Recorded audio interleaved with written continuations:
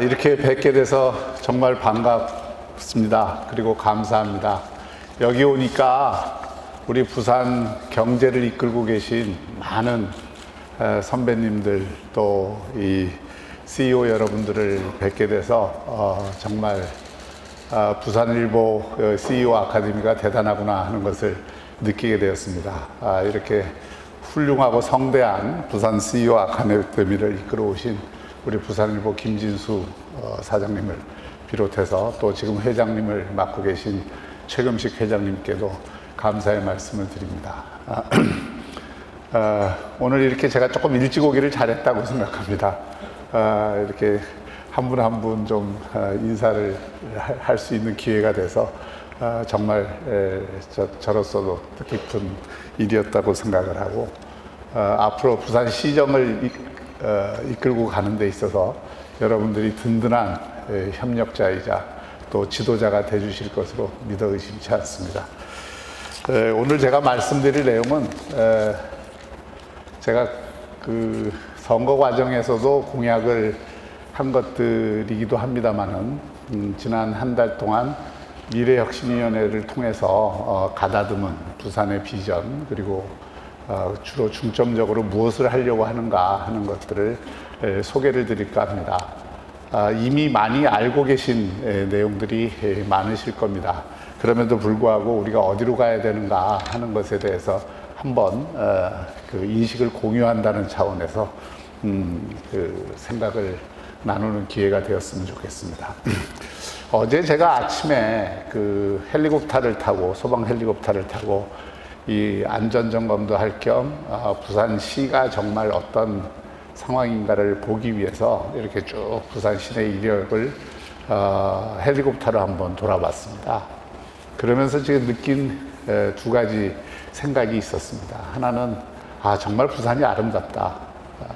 정말 해안을 끼고 또 항만을 끼고 또 산과 강이 어우러진 이런 아름다운 도시, 또 지정학적으로도 그야말로 태평양과의 그 인도양이 그 마주하는 또 그리고 아시아와 이 그 아메리카, 유럽 이 전체를 볼 때 그야말로 요충지에 있는 이 지정학적 위치, 또 앞으로 북극 항로가 열린다고 했을 때 이것이 갖는 부산이 갖는 그 지정학적 의미가 더 도드라질 것이라고 보는데, 이 아름다운 이 도시를 어떻게 하면 그야말로 이 국제적인 물류 허브 도시로 만들 수 있겠는가 하는 생각을 한편으로 했고요.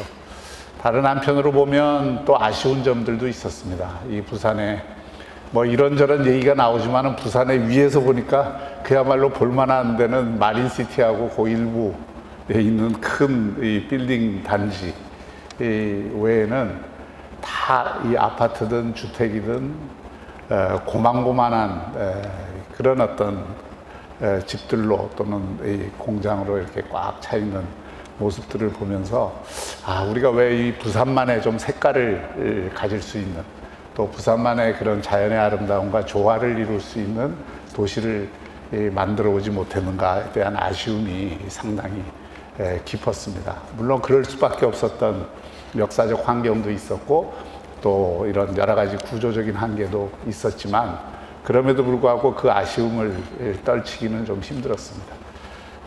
어쨌든 간에 지금부터라는 생각이 듭니다. 그래도 여기까지 도시를 제2도시로서의 그 위상을 지켜오면서 그래도 나름대로 이렇게 저렇게 노력을 해서 여기까지 유지를 해온 것인데, 이제는 더 이상 여기서 머물러서는 정말 힘들겠다는 생각을 제가 다시 한번 했고, 그 가운데서 거기에 어떤 색채를 입힐 것인가, 거기에 그 어떤 새로운 정말 부가가치를 만들면서 부산만의 매력을 줄 수 있는 공간들을 곳곳에 만들 것인가, 이런 것들을 정말 집중적으로 고민하고 실천을 해야 되겠다는 의지를 다졌습니다.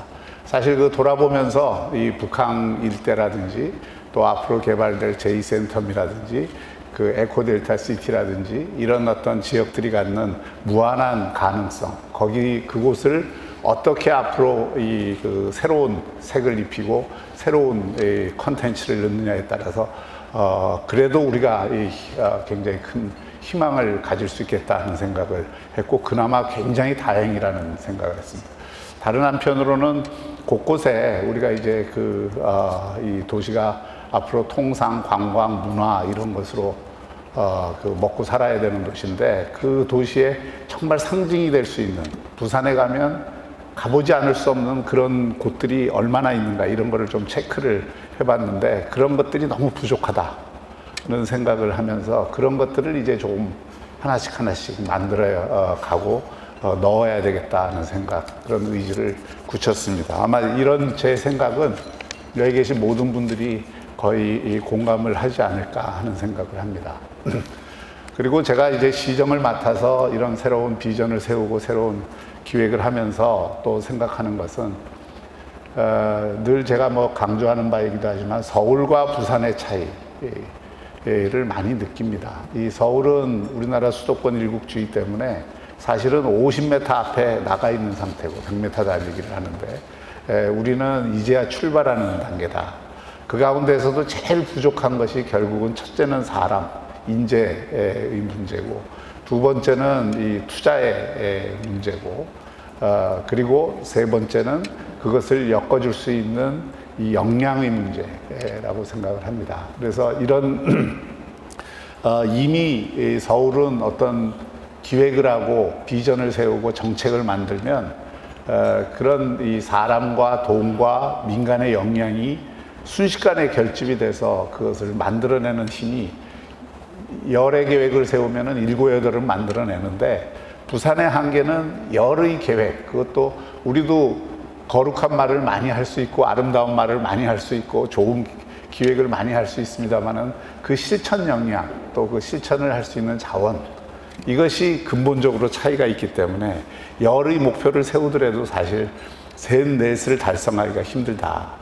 이게 그 서울과 부산의 근원적인 차이라고 생각을 합니다. 그러면 거꾸로 우리가 생각을 하면 그 열의 목표를 세웠을 때 우리가 셋에서 어떻게 하면 5, 6이라도 실천을 해서 7, 8을 실천하는 서울을 그래도 이렇게 따라잡을 수 있는가, 여기에 모든 초점을 맞춰야 된다. 그러려면 다시 한번 말씀드리지만 결국 사람이고 결국 돈이고 결국 역량이라고 생각을 합니다. 그 역량도 결국 사람하고 연결이 되지만, 제가 말씀드린 역량이라는 건 자원의 문제입니다. 자원. 여러 가지 차원, 인적, 물적, 그리고 우리 생각의 힘, 그리고 사람들의 의지, 열정, 투지, 이런 것들이 다 역량에 속하는 건데, 그런 것들을 어떻게 결집을 할 수 있느냐, 이런 생각을 합니다. 사실 시정을 맡아보니까 정치적으로 어떤 그 찬반에 있고 정쟁의 구도 속에서 정치를 하는 것하고는 완전히 이건 차원의 다른 문제다. 우리가 먹고 사는 문제고, 우리 시민 함수라는 사람의 행복의 문제고, 또 더 나아가서는 저는 기본적인 인식이, 대한민국이 앞으로 살려면은 수도권 일국주의나 서울만 잘 돼서 되는 게 아니라 이 남북권의 정말 발전의 축이 확실히 있는 게 대한민국을 위해서도 좋은 거다. 그래서 부산의 발전을 우리가 도모하는 것은 애국하는 길이다. 저는 그렇게 생각합니다. 진정으로 애국하는. 제가 이건희 미술관을 여기 짓자고 부르짖었던 것도, 그걸 짓는 것도 중요하지만, 저는 정말 이게 수도권에 있는 사람들이 서울에 있으면 지방이 안 보이기 때문에 모든 걸 수도권에서 서울에서 잘 하면은 대한민국이 잘 될 것처럼 그렇게 이야기들을 해요. 저는 그런 문화에 많이 오랫동안 서울에서 싸우기도 하고 논쟁도 하고 또 이렇게 그것을 봐오기도 했지만, 그런 어떤 상투적인, 관행적인, 수도권에서 뭘 하면은 굉장히 잘 될 수 있는 거라고 보고, 지방에서 뭘 한다 그러면은 그것이 과연 되겠느냐, 이런 회의주의적인 시각부터 먼저 갖는, 이런 인식의 벽을 먼저 허물지 않으면은 우리가 뭘 하기가 굉장히 힘들다. 제가 5월, 6월 가운데에서 많은 일정을, 대기업 총수들을 만나는 일정을 잡아서 지금 일일이 만나고 있는데, 그 만나는 가운데서 제가 느끼는 거는 기업하는 분들이 당연히 그럴 수밖에 없는데, 이미 사람도 있고 인적 자원도 있고 돈도 있는 그런 쪽에서 투자하는 것이 훨씬 쉽고, 거기서 무엇을 하는 것이 효율적이고 이렇게 하지만, 실제로 그런 어떤 인식을 지방을 한번 돌아봐라, 지방에도 그런 기회가 있다, 이런 것들을 설득하는 문제가 정말 쉽지는 않습니다. 쉽지는 않은데 다만 두 가지 면에서 저는 설득이 가능하다고 봅니다. 하나는 이게 대한민국 전체를 놓고 볼 때 앞으로 자원을 어디에서 효율적으로 쓸 수 있느냐 했을 때 수도권만 가지고 하는 것은 이미 한계가 많이 있다. 새로운 어떤 기회의 땅을 쳐다보고 남부권을 하나의 새로운 대한민국 발전의 축으로 만들자라고 하는 인식에게는 상당한 공감할 대목들이 많다는 생각을 공유를 하고 있습니다. 또 하나는 요즘은 ESG 경영이라는 게 기업의 가장 큰 화두입니다. 사실은 그런 것 없이는 앞으로 기업이 아마 큰 기업으로 성장하기 어려울 겁니다. 그런 차원에서도 지방에 한번 눈을 돌리는, 그리고 지방의 가능성을 주목하는, 지방의 자원을 한번 집중적으로 동원을 해서 거기서 큰 새로운 일들을 벌이겠다고 하는 기업 경영가들의 의지를 불러일으키고 그것을 동원하는 것이 중요하고, 그것을 가지고 얘기를 하면은 그래도 이 고개를 끄덕이는 부분들이 있더라. 그래서 이런 부분에 대한 기획을 굉장히 잘해야 되겠다 하는 생각을 지금 하고 있습니다. 오늘 제가 조금 서두가 길었습니다만은 사실 이것이 제가 하고 싶은 말의 본질입니다. 오늘 제가 말씀드리려고 하는 부산의 비전과 관련해서는 이미 여러 군데에서 얘기가 됐고, 또 정립이 되기도 하고 또 들어보시기도 하셨기 때문에 그거 하나하나가 갖는 의미를 제가 하나하나 또 상세히 설명하는 것은 또 중복의 의미가 있기 때문에 우선은 그 큰 틀에서 우리가 뭔가 그 부산의 새로움을 어떻게 입힐 것인가 하는 데 대한 우리의 의지를 한 번 더 모으는 것이 필요하지 않는가 싶습니다. 제가 이 부산 도시미래 비전을 얘기할 때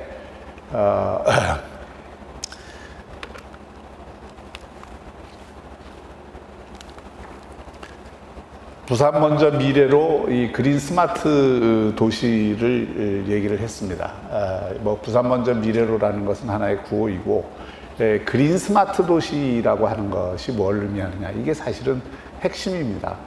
지금 오늘의 시점에서의 시대 정신이기도 하고 부산이 나아가야 될 기본적인 방향이라고도 생각을 합니다. 저희가 6가지 정도를 여기에 이제 중요한 과제로 삼았는데, 첫째는 이제 내게 힘이 되는 행복도시이고, 두 번째는 초강력 경제도시고, 세 번째는 산학협력 혁신도시고, 네 번째는 AI 기반 스마트 도시고, 다섯 번째는 저탄소 그린 도시고, 여섯 번째는 문화관광 매력 도시입니다. 다 무슨 내용인지 잘 알고 계시는 내용들입니다. 그런데 우리가 어떤 그 도시의 비전이나 이런 걸 세울 때 저는 철학이 굉장히 중요하다고 생각합니다. 그리고 그 철학이 기본적으로 그 전략을 규정을 한다고 생각을 합니다. 비전과 전략을 규정을 한다고 생각합니다. 그런 의미에서 우리가 지금 추구해야 되는 부산은 목적은 그겁니다. 부산 시민들 한 사람 한 사람이 행복하게 사는 도시를 만드는 것입니다. 제가 늘 얘기하지만 성장과 혁신은 이 시민들 행복을 위한 수단이지 그것이 목적은 아니다. 우리가 그 수단을 잘 활용을 해서 시민들이 행복한 도시를 만드는 것이, 그리고 부산에 사는 것이 정말 뿌듯하고 자존심이 지켜지고, 또 내가 여기서 정체성을 가꿀 수 있고, 내가 여기서 자아 실현을 할 수 있고, 그래서 내가 행복을 추구할 수 있고, 그래서 내가 다시 태어나도 여기 또 태어나고 싶은 그런 도시를 만드는 것이 궁극적인 우리의 목표입니다. 이것을 저는 잃어서는 안 된다고 생각합니다. 수단이 목표를 대신해서는 안 된다고 생각합니다. 그러니까 우리가 무슨 일을 해나가는 데 있어서도 항상 시급한 일과 중요한 일이 있습니다. 시급한 일을 우리가 해야 되지만 중요한 것을 놓쳐서는 안 된다라고 생각합니다. 가장 중요한 것은 결국 시민 한 사람 한 사람의 행복을 우리가 어떻게 가꾸고 또 구현해 나갈 건가. 이것은 특히 부산시정을 맡은 시장으로서는 결코 잊어서는 안 되는 거라고 생각합니다. 제가 어제 헬리콥터를 이렇게 타고 보면서 또 하나 주목했던 것이 제가 하려고 하는 이 15분형 도시에 얼마나 걸맞게 모든 시설이나 여건이나 인프라나 또 컨텐츠들이 골고루 배치되어 있는가, 이걸 주목해서 봤습니다. 상당히 편차가 있다는 것을 위에서 보는데도 느낄 수가 있었습니다. 제가 지금 그걸 하고자 하는데,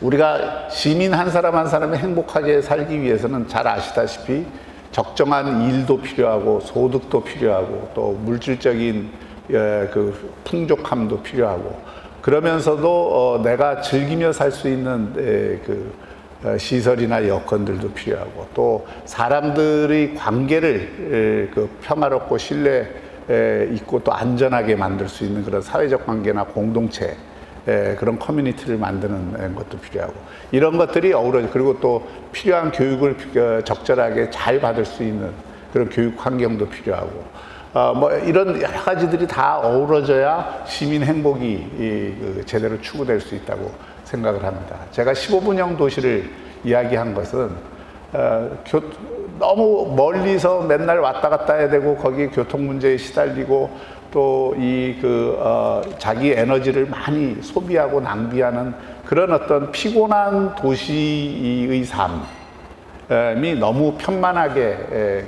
깔려 있다면 그건 행복한 도시가 아니죠.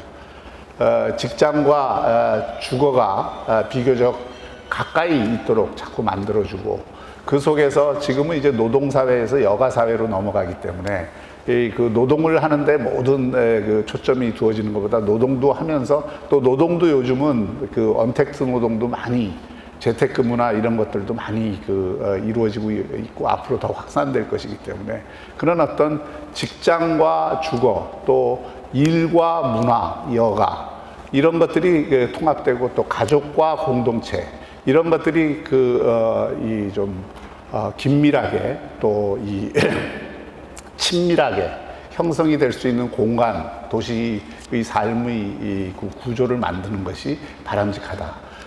이것이 그린 스마트 도시를 만드는데 우리가 그 세계적인 추세이기도 합니다. 그래서 세계의 주요 도시들이 뭐 15분 도시도 얘기하고 21분 도시도 얘기하고 심지어 7분 도시도 얘기하고 여러 가지 형태로 그런 어떤 그 방향으로 가고 있습니다. 제가 생각하기에는 한 15분 도시를 부산에 설정하는 것이 그 바람직하다. 대개 보니까 한 60개의 생활권역으로 그 부산이 나뉘어집니다. 그 60개의 생활권역 가운데 제가 지금 그 맵을 그리고 있습니다.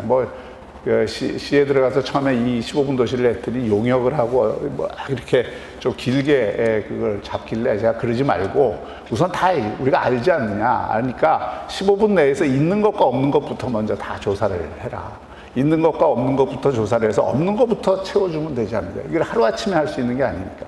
그리고 그 속에서 이게 15분으로 압축할 수 있도록 교통 문제라든지 이런 어떤 길게 보고 해야 될 거는 거기에 따라서 계획을 세우고, 그리고 지금 당장이라도 채워줄 수 있는 거, 뭐 도서관이 없는 곳은 도서관을 채워줘야 될 거고, 짜투리 공원이 없는 데는 공원을 채워줘야 될 거고, 생활체육시설이 없는 데는 생활체육시설을 채워줘야 되고, 문화공간이 없는 데는 문화공간을 채워주고, 이런 식으로 해서 그 15분 도시 내에서 15분 생활권 내에서 있는 것과 없는 것을 조사를 해서 그 편포를 줄이는 것, 도시 전체의 지금 동서균형 발전이라는 게 저는 거기서부터 출발을 해야 된다고 생각합니다. 시민들이 어쨌든 편익을 누릴 수 있는 또는 함께 할 수 있는 그런 시설들을, 커뮤니티 시설을 비롯해서 그런 것들을 이제 좀 채워주는 그런 걸로 가자.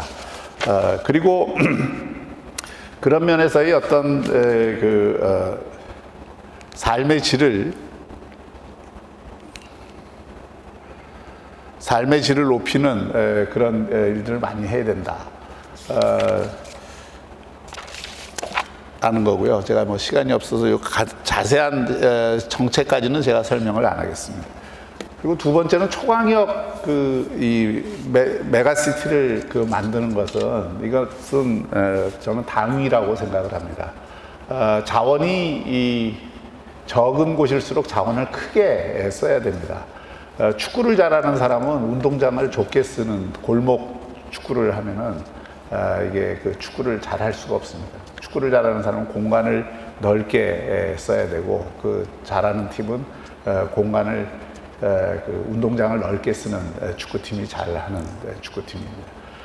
부울경 메가시티에 관해서는 김경수 지사나 송철호 시장이 전혀 저랑 이견이 없습니다. 그리고 그런 차원에서 의기투합을 해서 이제 갈 텐데, 물론 지금은 이제 초기에 그 구상 단계이고 추진 단계이기 때문에 그런 잘하자는 의지로 넘치지만, 실제로 내년에 이제 특별자치연합이 생겨서 구체적인 문제로 들어가면 역시 부울경의 그 행정구역이 갖는 한계 때문에, 또 그것이 갖는 정치적 공간이 서로 차이가 나기 때문에 어쩔 수 없이 다툼이 생기는 문제들도 있을 겁니다. 그러나 그런 다툼이 생기는 문제보다도 시너지를 가질 수 있는 문제부터 먼저 의제로 삼아서 그 추진을 한다면 몇 가지 분야에서는 괄목할 만한 저는 성과를 거둘 수 있다고 생각합니다. 그 첫째가 에너지 문제고요.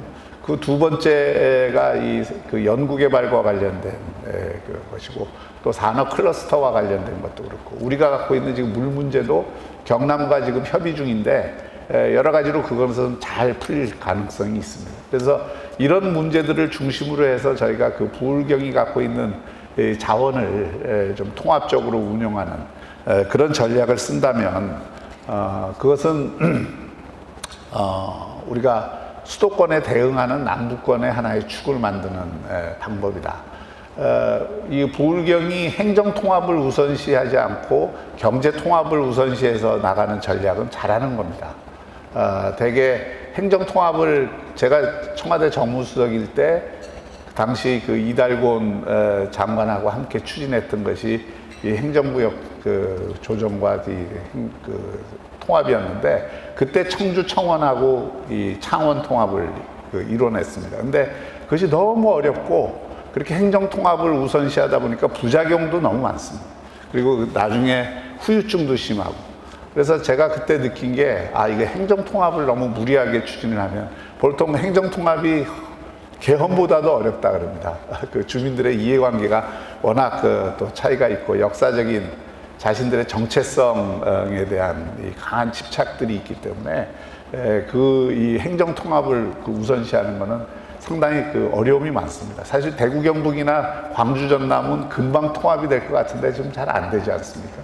그 이유가 그 행정구역 통합을 앞세울 경우에는 그게 정치적 사안으로 되어버리기 때문에 상당히 어렵습니다. 그런데 부울경이 원래 제가 그 이명박 정부 인수위에서 했던 5+2도 광역 경제권을 만들자는 거였고, 그런 어떤 그 광역 경제연합을 만들자는 거였으니까, 그것이 행정적인 그 권한이나 이런 건 좀 약할 수 있어도, 특히 이번처럼 이제 법적 기반을 갖추었기 때문에 거기에서 함께 의논을 해서 경제적으로 서로 상생할 수 있는 그런 방안들을 만드는 방법이 저는 점진적이고 단계적으로 통합을 이루는 방법으로서 유효하다고 생각을 합니다. 그런 의미에서 지금 경제 통합을 우선시한 부울경의 전략이 옳다, 이렇게 생각을 합니다. 그리고 제가 누차 말씀을 드렸듯이 부산에서 제일 중요한 게 뭐냐, 지금 어떤 부산에 이렇게 침체되어 있는 상황, 그리고 매년 청년들이 12,000명씩 떠나는 이런 도시에 미래가 있을 수 없죠. 그럼 청년들이 떠나지 않게 하는 방법, 또 지금 그 대학이 우리가 생각한 것보다 훨씬 위기입니다. 우리나라 이게 저출산이 얼마나 급진적으로 진행이 되느냐면 1970년에 태어난 사람이 100만 명입니다. 1980년에 태어난 사람이 90만 명이에요. 1990년에 태어난 사람이 80만 명입니다. 근데 2000년에 태어난 사람이 60만이에요. 근데 2005년에 태어난 사람이 40만입니다. 그러면 지금 대학교에 들어가는 애들은 대개 2002년, 3년 이렇게 지금 걸쳐져 있어요. 그러면 이때부터는 인구가 급감할 수밖에 없습니다. 그리고 2005년부터는 계속 40만, 지금은 30만, 그리고 그 뒤는 30만, 지금 30만도 채울까 말까 지금 상황이 됐기 때문에 대학에 들어올 학생 수가 기본적으로 급격하게 줄어들고, 그러다 보니까 금년에 지금 난리가 났습니다. 사실 부산의 대학들이 정원수 채우기 위해서 별별 일들을 많이 했습니다. 사실. 근데 이것이 금년의 일이 아니라 내년 되면 더 심해지고 그 후년 되면 더 심해질 겁니다. 부산의 대학이 전문대학까지 23개인데 이 23개 대학이 정말 벚꽃 쓰러질 때마다 하나씩 없어진다는 얘기가 농담이 아니고, 저는 그렇게 단계적으로 쓰러지는 게 아니라 급작스럽게 막 대학이 위기에 빠지는 상황이 벌어질 겁니다. 대학도 지금 막연히 대처해서는 이게 방법이 없어요. 방법은 두 개, 학생 수 채우려면 외국인 학생을 많이 들이거나 아니면은 그 통합을 하는 수밖에 없는데 둘 다 쉬운 일이 아닙니다. 그러면 이거를 이제 자구책을 써야 되고 정말 그 몸부림치는 그 일들이 있어야 되는데 과연 그렇게 할 수 있을지도 지금 사실 문제입니다. 부산의 대학이 지금 1년에 그 부가가치, 그 경제적으로 쓰는 돈과 그 창출해내는 가치가 한 5조 정도 됩니다. 그럼 부산 경제의 거의 6, 7%를 이 대학이 차지하고 있는 거예요. 대학이 이게 무너지면 지역 경제도 무너지게 돼 있습니다. 상권도 무너지고 다. 그래서 이걸 그냥 뭐 대충 봐서는 안 되고 이 대학을 살리는 문제가 이 부산을 살리는 문제가 굉장히 직결돼 있고 또 지금 중요한 것은 역시 모든 기업들이 사람이 있어야 이게 투자가 이루어지고 뭔가 새로운 걸 하는데 과연 부산에서 그런 적절한 인력을 구할 수 있느냐 또 이 미스매칭도 지금 심하지만 좋은 인재로부터 비롯해서 각 기업이 필요로 하는 인재들을 적절하게 쓸 수 있느냐 이것이 부산의 기업들도 살리는 길이고 우리가 다른 데서 기업을 유치하고자 해도 제일 먼저 묻는 것이 그겁니다. 또 제일 먼저 아쉽게 생각하는 게 부산에 우리가 필요로 하는 인력이 있느냐 이 문제거든요. 그러면 이걸 키워내지 않으면 부산에 아무리 기업 유치하려 해도 기업 유치가 안 됩니다. 최근에 다행스러운 것은 제가 이제 시정 맡으면서 제가 계속 이 산학협력이나 새로운 기업들을 이렇게 끌고 오는 문제나 새로운 산업과 연관된 기업들을 또 그 사업 분야를 창출을 해서 가져오는 문제를 고민을 우리 공무원들이랑 굉장히 많이 하고 있는데 하나 다행스러운 것이 있습니다. 부산에 지금 이미 와 있는 기업도 있고 새로 오는 기업들도 있는데 상당히 이제 좀 이미 성과가 나고 있는 분야 중에 하나가 부산에서 AI나 IT 소프트웨어 분야의 인력들을 키워서 고용을 하겠다는 기업들이 속속 나타나고 있습니다. 그것도 우리나라에서 굉장히 좋은 기업들. 그들도 이제 한계가 뭐냐면 수도권에는 많이 학생들이 나오긴 하는데 또 그만큼 그쪽에 수요가 많습니다. 그러니까 수요가 많으니까 거기서 다 하다가 이게 지금 거기서도 다 채우지를 못하는 거예요. 그러니까 전국을 돌아보니까 그래도 부산에 대학이 제일 많고 부산에 그래도 여기서 키워서 쓸 수 있는 가능성이 있다. 그래서 그 점을 우리가 잘 설득을 하면 와서 좋다. 부산시가 조금만 지원해주면 우리가 여기 와서 교육시켜갖고 그 아이들을 전부 취업을 시키겠다. 이런 기업들이 지금 속속 나타나고 있습니다. 이 기회를 저희는 놓쳐서는 안 된다고 생각합니다. 우리가 지금 앞으로 그 인력을 창출하는데 기존의 부산의 주력 산업의 인력도 중요하지만 새로운 산업과 관련해서는 이 IT, AI 분야에 또 데이터 이 분야의 인력들을 우리가 키워서 여기서 그 부산에서 그런 인력들이 지금 이제 창출이 된다 하면 우리가 기업 유치하기에도 굉장히 유리한 환경이 만들어지는 겁니다. 그럼 그 기반을 뭘로 닦을 것이냐? 저는 산학협력이라고 생각합니다. 제가 여기 지금 워털루 대학 예를 들었지만 워털루 대학이 캐나다의 조그만 도시의 대학이에요. 근데 지금은 세계적인 대학이 됐습니다. 뭘로 세계적인 대학이 됐느냐? 산학협력 프로그램 갖고 세계적인 대학이 됐습니다. 대개 이 학교는 워털루 프로그램이라는 게 다른 게 아니고 우리도 산학협력을 지금 많이 합니다. IPP 프로그램도 있고 링크스도 있고 다 있는데 그게 아직까지 충분히 기업들이 원하는 인력을 양성하는 프로그램으로 돼 있지 않고 그냥 우리 학생들 조금 일하게 해주세요. 그럼 일을 조금 시켰다가 또 돌려보내고 이러면서 기업도 귀찮고 또 대학도 이거를 좀 형식적으로 운영하는 측면이 있고 또 지역적으로만 운영을 하고 그러니까 산학협력이라는 말은 쓰는데 실제로 산학협력은 그 효과가 그렇게 충분치 않습니다. 근데 워털루 대학 같은 경우에는 1년에 학생들이 들어오면 아카데믹 코스로 갈 애들 빼고 산학협력 쪽으로 갈 친구들은 그게 이제 1년에 한 16,000명 정도가 그 프로그램에 참여를 하는데 그 학생들은 1년에 한 학기 이상, 그러니까 4개월 정도를 그 기업에서 자기가 그 프로그램이 다 있죠. 자기가 원하는 기업, 또 기업들이 원하는 인턴십 이런 것들을 연결을 해서 인력을 연결을 해갖고 거기 가서 일을 합니다. 그래서 기업의 입장에서는 키워서 쓰고 대학의 입장에서는 키워서 배출하고 이런 어떤 그 프로그램으로 연결되다 보니까 지금 이 워털루 대학의 이 학생들을 써서 쓰겠다라고 하는 기업들이 엄청나게 많이 늘어났고, 그러다 보니까 학생들의 수준도 또 올라가요. 계속 거기 그 대학 가려고 하는 학생들의. 그래서 제가 지금 그 부산에서 굉장히 지금 체근을 하고 있는데, 상공회의소와 우리 부산시와 또 대학들과 이런 데에서 빨리 산학협력센터를 금년 안에 좀 제대로 만들자. 왜 그런 게 필요하냐면 어떤 프로그램이 필요한지, 대학은 무엇을 할 것인지, 기업들은 어떻게 그 인력들에 대해서 요청을 하고 또 훈련을 시킬 것인지, 이런 것들이 프로그램들이 마련이 돼야 됩니다. 그리고 프로그램들을 가지고 또 부산시는 무엇을 지원을 할 것인지, 그럼 대학들은 그런 것에 어떻게 참여를 할 것인지, 이런 것들을 이제 짜는 산학협력센터를 그래서 금년 안에 만들기로 했고, 지금 대학들과 우리 부산시와 상공회의소가 아예 그 TF팀을 만들어서 지금 이런 일을 하려고 하고 있고 지금 진행을 하고 있습니다. 그래서 제 생각에는 금년 안에 하여튼 이런 것들을 부분적으로는 이미 실행을 좀 하고 큰 틀의 이 그림을 짜서 앞으로 우리가 5년 정도 생각을 갖고 이거를 전면화하면, 저는 전면화해야 된다고 생각합니다. 전면화하면은 그 부산에서 정말 사람 키워서 쓸 수 있다, 이런 소문만 나고 이것이 착급만 되더라도 기업들을 우리가 많이 유치를 할 수 있고, 또 부산의 기업들도 그 인력난에서 많이 벗어날 수 있는 그런 기회가 된다고 생각합니다.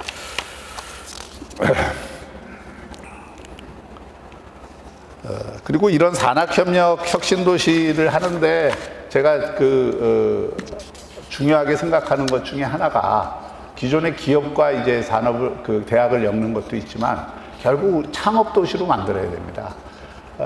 지금 보면은 창업 플랫폼은 거의 서울에 집중이 돼 있고, 그래도 부산이 전국에서는 2위인데 그 수준이 너무 차이가 납니다. 그래서 부산에도 그동안 창업의 노력을 나름대로 해서 하는데, 부산의 창업의 문제는 간단히만 말씀드리면 1단계 지원은 해요. 창업한다 그러면 지원을 하는데, 문제는 여기서 1단계에서 그래도 이 창업이라는 게 그렇지 않습니까? 100개 중에 10개 성공하기가 힘든데, 문제는 그 10개 성공할 가능성이 있고 성공하는 데가 남아있지 않고 또 떠나게 만들거나, 아니면 그 10개가 지원을 못 받아서 그 다음 단계에서 주저앉거나, 이게 이제 제일 문제입니다. 그러니까 결국 우리가 창업을 활성화하자는 것, 창업 생태계를 활성화하자는 것은 100개 중에 물론 한 4, 50개 성공하면 좋겠지만 그건 현실적으로 불가능한 거고, 한 1, 20개를 성공을 해서 그 1, 20개의 창업에서 성공한 데를 엑셀레이팅을 잘해서 그걸 더 성공한 기업으로, 성장 기업으로 만들고, 거기서 기술 사업화를 더 잘해서 궁극적으로는 유니콘 기업도 부산에서 나올 수 있는 그런 환경을 만들자는 건데, 그럼 그 단계마다 필요한 지원, 도움과 평가와 그리고 엑셀레이팅을 할 수 있는, 기술 사업화를 할 수 있는 그런 어떤 여건들을 제도적 지원을 해주는 그런 게 이제 체계화되어야 되는데, 부산은 아직 그게 체계화되어 있지가 않습니다. 그래서 그걸 하려면 사실은 펀드도 대규모 펀드들을 여러 군데서 만들어야 되고, 그 펀드가 상당히 성공적인 펀드여야 됩니다. 그러니까 능력이 있는 펀드예요. 성공적인 펀드라는 건 과거의 경험을 얘기하는 거고, 능력이 있는 펀드들이 많이 생겨서 거기서 기술 사업화도 지원하고 평가도 제대로 해주고, 그 다음에 인력도 수급을 해주고, 이런 어떤 기능들을 할 수 있는 펀드들을 대규모로 만들겠다는 거고, 그 점에 관해서는 지금 상당한 좀 진척이 있습니다. 그 다음에 AI 기반 스마트 도시를 만드는 게 중요한데, 이게 막연한 게 아니고요. 여러 가지 차원이 있습니다만은, 제가 지금 좀 여러 사업이 있습니다만은 두 가지만 좀 하면은, 코로나19 이후로 변화된 또 변화된 환경, 또 그 속에서 발생하는 사회 문제 중에 하나가, 최근에 사립학교를 다니는, 초등학교 사립학교를 다니는 애들은 오히려 학력이 올랐습니다. 다 집에서 학교 안 보내도 집에서 사교육으로 다 시키고 막 그러니까, 오히려 집중교육 시키고 그러니까 사립학교가 이게 오히려 올랐어요. 그러니까 금년에 초등학교 사립학교 지원율이 역대 최고입니다. 대신 공립학교에 다니는 공립학교에 다니는 학생들 가운데 부모가 맞벌이를 하거나 또는 소득 수준이 낮은 그런 아이들은 방치되는 경우가 많아서 저학력 그 학생들이 굉장히 많이 생겼어요. 이게 학력 격차를 코로나 자체가 키우는 겁니다. 그럼 이걸 어떻게 해소할 거냐? 그렇다고 저소득층 자녀들을 사교육하라고 돈을 다 지원할 수도 없는 일이고, 그래서 생각한 것이 AI 튜터링을 할 수가 있습니다. 이것은 이미 미국에서도 상당히 검증이 됐고, 국내에서도 서초구하고 대전의 기초자치단체에서 검증을 한 프로그램인데, 그래서 그것을 부산시에 지금 AI 튜터링을 통해서 좀 이렇게 저학력 아동들 또 학력 격차가 벌어진 그 상황을 해소하기 위해서 사교육 대신 그런 것들을 좀 제공을 할 수 있는 그런 걸 지금 도입하기 위해서 저희가 지금 움직이고 있고요. 가을부터는 아마 그것이 가능해질 겁니다. 또 하나 이 AI를 이용한 격차 해소, 가능성이 있는 부분이 디지털 헬스케어 부분입니다. 지금 부산에도 병원에 갈 수 없는 분들이 참 많아요. 병원에 여러 가지 이유로 움직이기가 힘들어서 병원에 못 가든지, 아니면 아예 그냥 소득이 모자라서 못 가든지 그런 분들이 많은데, 예를 들어서 이제 수소차나 이런 차를 꼭 수소차가 아니라도 좋습니다. 그냥 버스라도 좋은데, 근데 이제 친환경 그린 스마트 도시에 맞게 거기에 이제 병원 지금 원격 진료가 여러 가지 이유 때문에 안 되잖아요. 그러니까 찾아가는 진료를 AI 시스템을 활용을 해서 하는 이것을 지금 기획 중입니다. 그래서 그렇게 하면 부산에 한 4-5대만 그런 어떤 저소득 그리고 장애가 심한 또는 몸을 움직이기 어려운 노약자들, 이런 분들을 케어하는 그런 헬스 시스템을 도입을 해서 그것이 한 4-5대만 부산 전체를 돌아다니더라도 상당 부분 그런 것들을 해소할 수 있는 기반이 되고, 그리고 거기에서 모인 데이터들을 또 새로운 의료 데이터로 활용을 할 수 있는 그 기반도 되기 때문에 그런 것들을 지금 준비 중입니다. 그리고 제가 특별히 오늘 좀 강조하고 싶은 것이 이 저탄소 그린 도시 문제인데, 우리는 환경 극단주의에 빠져서도 안 되고, 또 마치 지금 지구 종말이 온 것처럼 이렇게 해서도 안 되지만, 그건 오히려 어떤 면에서는 굉장히 여러 가지 면에서 좀 폐해도 가져올 수 있기 때문에 저는 그런 입장은 아닙니다만은, 적어도 분명한 건 우리가 현실적이고 실용적인 관점을 취하더라도 전 세계의 지금 가장 큰 화두는 역시 그린 문제입니다. 기후변화에 대한 대응 문제가, 이게 실제가 얼마나 어떻게 되느냐에 관계없이 이미 이것을 EU나 미국은 전략화하고 있습니다. 특히 EU가 그걸 전략화하고 있기 때문에, 잘 아시다시피 이제 파리 기후회의도 트럼프가 빠졌다가 다시 바이든이 되면서 다 들어가고, 유럽은 이미 이것을 유럽이나 EU, 그러니까 EU 차원에서는 미국을 따라잡을 방법이 사실 이것밖에 없습니다. 다른 IT나 이런 거 갖고만은 지금 안 되기 때문에, 유럽이 미국보다 그래도 앞서서 했던 것이 이거 기후변화에 대한 대응이고 환경 문제에 대한 그 선제적 대응이었기 때문에 이걸 전략화하는 겁니다. 전략화했기 때문에 지금 그 기준에 따르면은 2023년부터 탄소 에너지를 25% 이상 쓰면 수출도 못해요, 우리가. 2030년까지는 무조건 전기차, 디젤차 다 없어지게 돼 있습니다. 전기차 50% 이상 쓰는 걸로 유럽은 만들어 놨습니다. 그리고 그게 굉장히 강력한 규제 장치들을 만들어 놓고, 거기에 이제 ESG까지, Environment, Sustainability, 그리고 Solidarity, 이런 가치까지 확 집어넣어 갖고, 전 세계 기업의 지금 가장 큰 화두는 ESG와 그린 뉴딜에 대한 대응입니다. 이 두 가지를 품지 않고서는 기업들이 앞으로 세계로 뻗어나갈 수가 없는 거예요.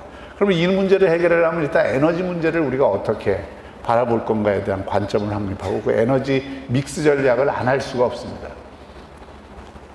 지금 아직까지 유럽은 원전은 그 신재생 에너지로 취급을 안 하기 때문에 앞으로는 좀 달라질 가능성이 있는데 그 원전을 우리와 같이 이제 그 중소형 스마트 원자로 중심으로 이게 전환을 하는 정책도 이게 기후 변화에 대응해서는 굉장히 탄소 중립적인 에너지이기 때문에 그것을 이제 어떻게 처리할 건 어떻게 다룰 것인가가 세계적인 이슈가 되어 있고 그게 될 것이긴 합니다만은 지금 당장의 시점에서 보면 우리가 어쨌든 그 신재생 에너지에 대한 관심도 안 가질 수가 없고 또 우리는 이제 그 원전이 있지만 이 석탄 에너지를 어떻게 줄일 건가 또 기존의 이 탄소를 배출하는 에너지 비중을 얼마나 줄일 것인가 이게 굉장히 중요한 문제가 되지 않을 수 없습니다. 근데 부산은 그거에 관해서 지금 준비가 돼 있느냐?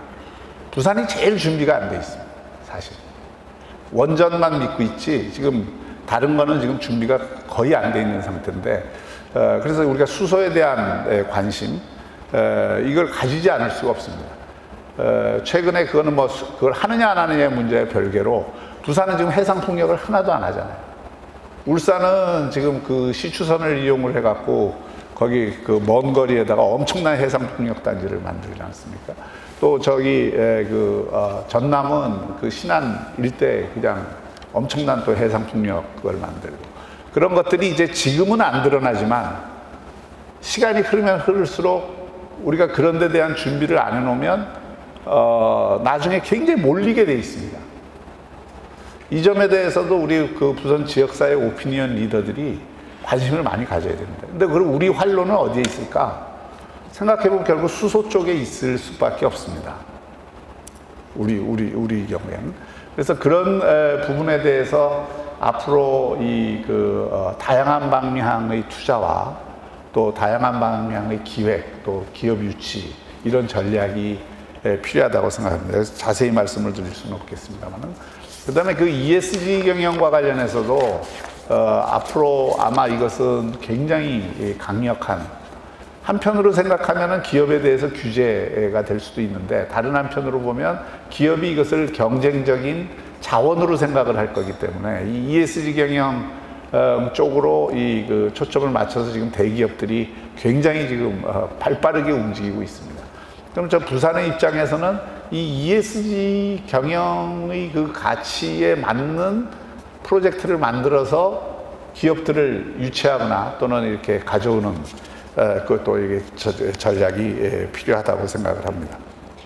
마지막으로 시간이 없어서 제가 자세히는 말씀 못 드리겠습니다만은 부산이 어차피 이게 관광으로 상당 부분은 먹고 살아야 되는 것입니다. 일자리가 어쨌든 기존 제조업에서 우리가 유지하고 확대하는 것도 필요하지만 그건 구조적으로 한계가 있습니다. 뭐 이게 스마트화가 되고 자동화가 되고 계속 그렇게 될 수밖에 없고 또 제조업의 비중이 전체 지금도 한 25%밖에 안 되지만 점점 줄 수밖에 없고 그럼 결국 서비스 분야의 일자리들을 만들어야 되는데 서비스 분야의 일자리를 만드는 건 결국 관광, 마이스, 문화 이런 쪽일 수밖에 없습니다. 그래서 물론 뭐 거기에는 음식, 외식 산업 등등등 다 포함이 되겠지만 그런 어떤 그 면에서 보면 어떻게 하면 이 관광 매력 도시를 만들 거냐. 이거는 우리가 가덕도 공항이 생기고 엑스포를 하고 앞으로 국제 물류 허브 도시가 부산이 되겠다 그러면 이거는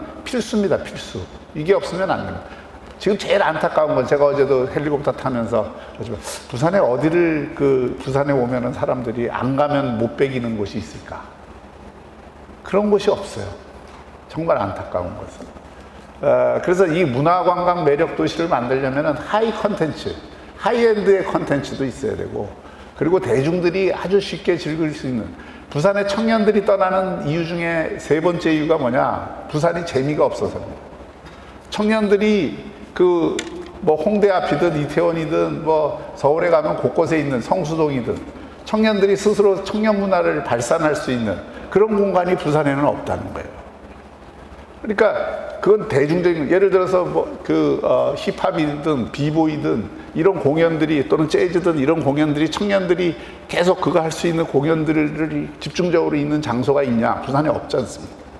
그런 걸 만들어야 됩니다. 의도적으로도 만들어야 청년들이 거기 모이고 청년들이 그걸 통해서 자기들끼리 입소문을 내고 또 자기들끼리 관계도 더 활성화하고 이렇게 하면서 청년 문화를 만들어야 되는데 그런 게 없어요. 그러니까 한편으로는 하이엔드의 그 문화 콘텐츠도 없고, 그리고 이게 그 각 계층이 대중적으로 즐길 수 있는, 그리고 그런 대중적인 문화 명소도 별로 없다 이거죠. 그러니까 이 양쪽을 다 해야 됩니다. 근데 제가 이건희 미술관을 하자고 했던 이유는, 이건희 미술관을 가지고 오는 것도 중요합니다. 그걸 기능적으로 공짜 그림이 생겼으니까 그걸 우리가 해야 된다, 이런 관점이 아닙니다. 제 관점은 세계적 수준의 미술관을 부산에 반드시 만들겠다 하는 의지입니다. 그리고 그거를 만드는데 이건희 미술관이 상당히 중요한 소재가 될 수 있겠다. 그리고 또 한 가지는 서울, 니들은 맨날 뭐 생기면 자기들이 당연히 하는 것처럼 생각하는 이 풍토부터 깨야 된다 하는 생각에서 제가 그걸 그 문제 제기를 한 거고, 다행히 지금 그런 문제의식들이 굉장히 약화돼요. 처음에 엄청나거든요. 돈 3조 내 이 유산으로 남기는 것보다 그 엄청난 문화적 가치를 그건 돈으로 평가할 수 없는 겁니다. 그런 걸 남긴 그 고인과 그 유족들의 숭고한 뜻이 제대로 발휘되는 것도 중요하고, 그걸 자연스럽게 그냥 이건 당연히 서울에서 해야 된다는 이런 어떤 서울 중심적 인식을 저는 깨고 싶었고 또 견디기가 어려웠고, 그래서 그 문제 제기를 해서 지금 여러 군데서 막 문제 제기가 되니까 이건 제가 내일 또 한번 말씀드릴 기회가 있겠습니다만은 다른 곳에서 일단 이제 조금 균형을 잡아가는 것 같아요. 근데 이건희 미술관을 유치하지 않고 하는 것도 중요하지만, 사실은 제일 중요한 거는 부산에 그런 누구라도 와서 부산에 가면 거긴 꼭 가봐라, 거긴 꼭 가지 않으면 안 된다라고 하는 그런 하이엔드의 문화 콘텐츠, 세계적 수준의 미술관이 부산에는 꼭 있어야 되겠다. 그리고 그게 북항이라고 하는, 우리가 새로운 엑스포도 열리고 오페라 하우스도 있고 이런 공간에 만약에 그런 게 생긴다면 얼마나 좋겠느냐, 이런 구상이고, 제가 하여튼 어떻게 될든 간에 부산에 그런 세계적 수준의 그게 미술관이 됐든 하이엔드의 문화 콘텐츠를 반드시 오페라 하우스하고 연결을 해서 만들겠다는 생각을 갖고 있습니다. 그리고 그 외에도 관광도 정말 부산에서 뭔가 이게 남이 못 갖고 있는 뭐 특색이 있고 또 남이 못 갖고 있는 그 장점을 갖는 그런 어떤 랜드마크가 되는 관광시설들이 있어야 됩니다. 그리고 이런 부분에 대한 어떤 그 사회적 공감대와 그 합의 수준을 높이는 일들도 여기 지금 언론계 부산일보를 비롯해서 우리 지역사회에서 부산의 미래 먹거리와 일자리와 문화 매력 관광도시를 만들겠다는 그런 어떤 비전을 갖고 함께 머리를 맞대야 되고, 또 생각의 힘을 발휘하고, 또 힘이 있으신 분들은 거기에 투자를 적극적으로 해서, 그렇다고 물론 모든 게 되는 건 아닙니다. 시민들의 합의도 있어야 되고 또 우리가 지켜야 될 것들은 지켜야 되고 다 해야 되지만, 그 가운데서도 반드시 해야 될 일들은 꼭 하고 그것도 신속하게 결정을 하는 이런 게 필요하다. 부산이 그렇게 막 시간을 미루고, 지금 장기 사업이 제가 와서 보니까 한 30개 정도, 30개가 장기 표류 사업들이 있는데, 이런 것 가운데 물론 안 해야 되는 거는 빨리 안 하도록 정리를 해주는 게 하고자 하는 분들도 비용을 덜 지불하는 것이고, 해야 되는 것들은 어쨌든 간에 공감대를 만들어서 하도록 하는 그런 시정을 펼치겠다는 말씀을 드립니다. 제가 뭐 시간만 주면, 제가 원래 말로 먹고 사는 직업을 했던 사람이라 2-3시간 하겠습니다만 오늘 다시 바쁘실 때고, 제가 하면 다 알아들으실 분들이 다 계시기 때문에 오늘 말씀은 이 정도로 제가 마치도록 하겠습니다. 감사합니다. 네.